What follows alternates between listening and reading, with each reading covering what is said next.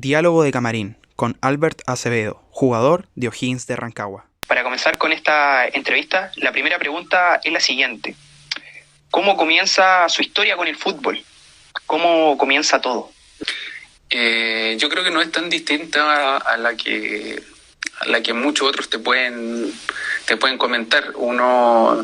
Empecé a jugar porque, bueno, hasta el día de hoy me gusta, o sea, lo hago porque principalmente disfruto estar dentro de una cancha de fútbol con el balón. Y así fue, pues, en un comienzo jugando pichanga con los amigos en el barrio, hasta que en alguna oportunidad decidimos ver la posibilidad de ir a probarnos a un equipo ya profesional con la ilusión, el sueño y todo esto, pues. Y bueno, ahí apareció Unión Española. Yo soy santiaguino, soy originario de la comuna de Conchalí y está al lado de la comuna de Independencia, entonces el club más cerca que me queda era Unión Española. Y me fui a probar a los 7, casi para cumplir 8 años.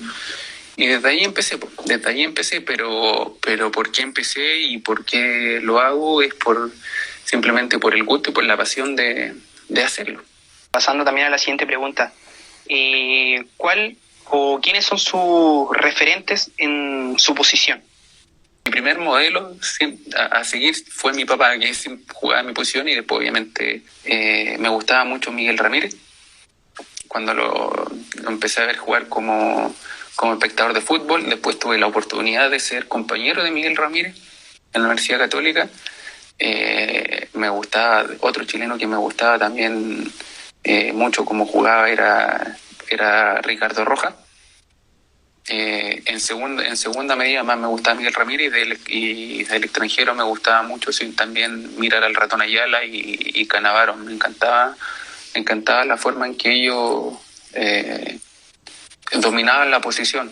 ¿Cómo fue la experiencia de haber estado en esa Universidad de Chile, que claramente fue dominadora del fútbol chileno durante 1 año y medio, sacando un tricampeonato al hilo, y campeón de la Copa Sudamericana de manera invicta y, bueno, derrotando a rivales muy fuertes?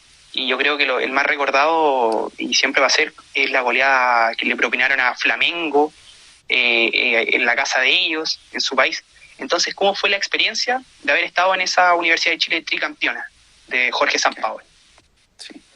Es un privilegio porque a nosotros nos tocó los que componíamos el plantel en esa época.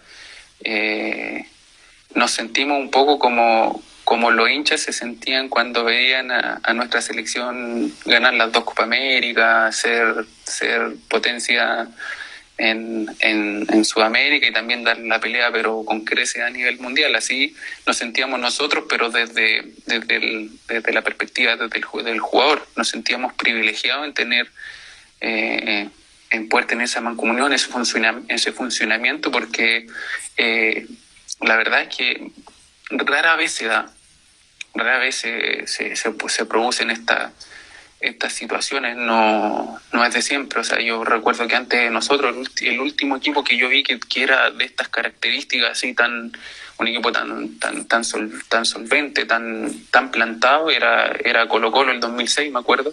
Y anteriormente, no sé, recuerdo a la U y la Católica en la época entre el 94, 96, por ahí, pues para atrás me acuerdo de Colo-Colo 91. Entonces uno de cierta manera son equipos que van marcando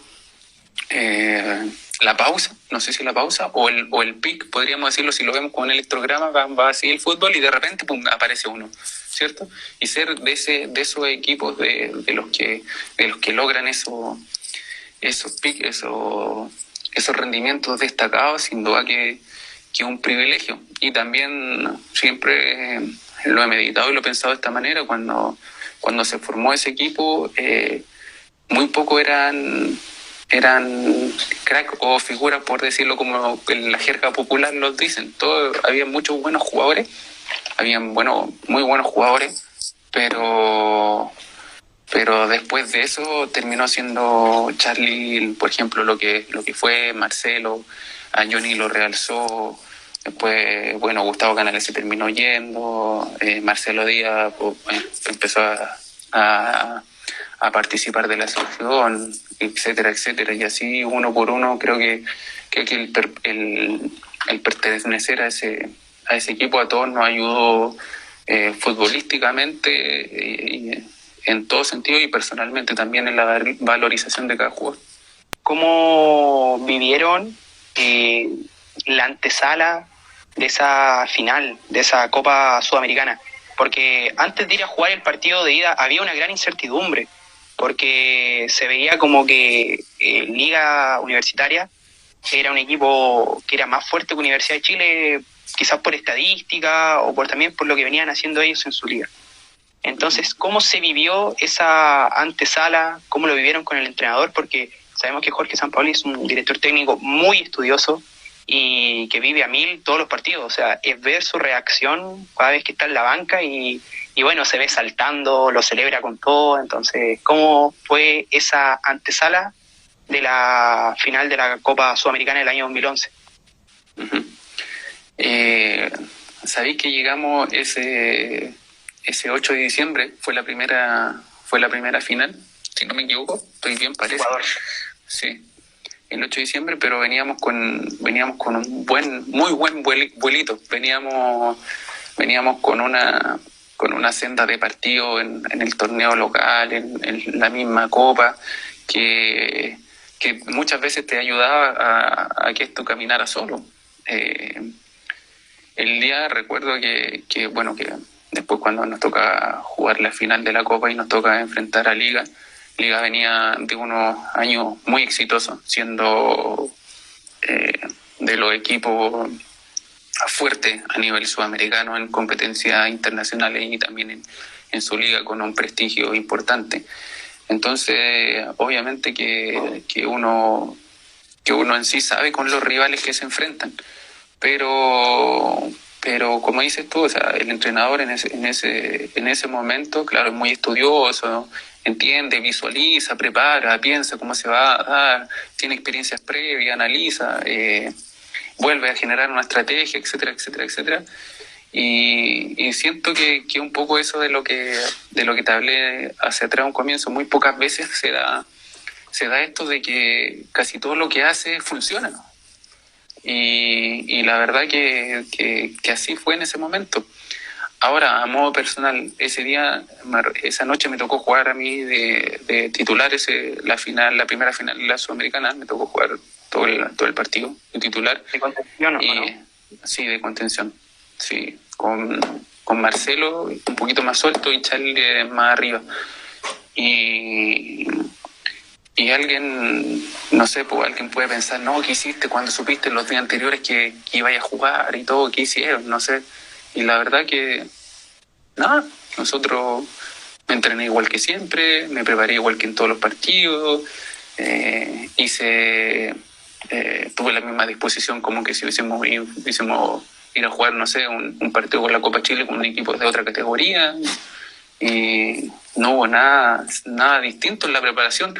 Sí, seguramente después en todo lo que rodea, pero en la preparación hicimos, claro, en las cosas más emotivas, estas cosas, pero que duran un rato, porque entras a la cancha, ya a los 3 minutos ya el vamos ese que decimos ya se va, pues. Ya ahí empezáis a jugar y lo que te sustenta es el trabajo y lo que hiciste, pues. Pero por eso, o sea, vuelvo a repetir, no cambió nada de lo que habíamos hecho anteriormente. Seguimos consistente hasta ese día y después, bueno, la vuelta y así fue.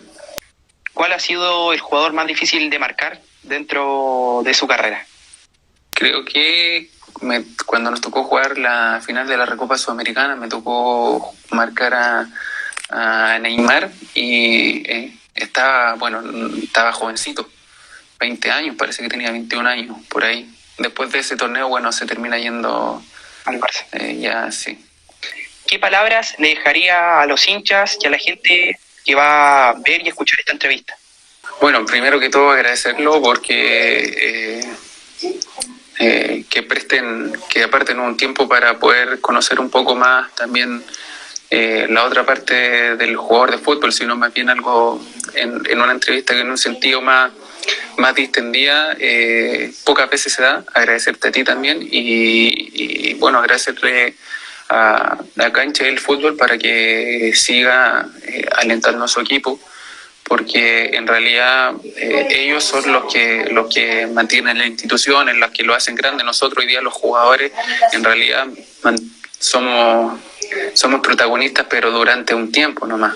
Nosotros podemos estar 20 años jugando, pero después va a venir otro central o va a venir otro delantero y va a venir otro jugador, y los planteles se van renovando y quienes van quedando son las instituciones y la afición, ¿no? Entonces me gustaría entregarle ese mensaje nomás, que independientemente de las situaciones que le toquen vivir a su institución en particular, siendo buenas, malas, que estén ahí presentes, porque con ellos se va a mantener vivo el fútbol también, y obviamente con los jugadores de turno que le toquen en esa época. Eso, muchas gracias, un abrazo grande.